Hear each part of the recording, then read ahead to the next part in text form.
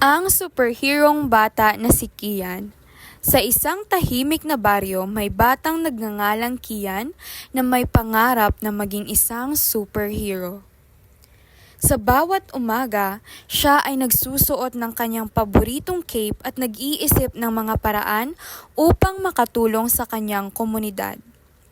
Isang araw, habang naglalaro si Kian sa labas, narinig niya ang iyak ng isang batang babae na nawawala ang kanyang pusa. Agad siyang tumakbo at tinanong ang bata kung paano niya matutulungan.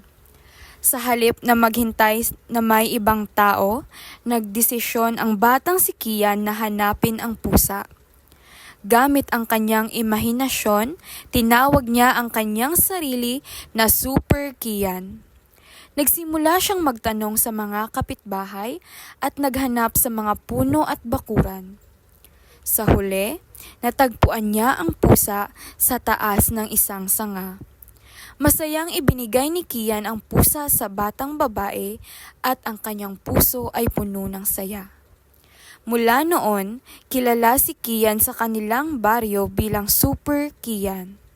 Hindi lang siya tumutulong sa mga hayop, kundi pati na rin sa mga tao sa kanyang paligid. Natutunan ng lahat na kahit bata, may kakayahan siyang maging superhero sa simpleng paraan. Aral: ang tunay na superhero ay ang mga taong may malasakit at handang tumulong kahit sa maliliit na bagay.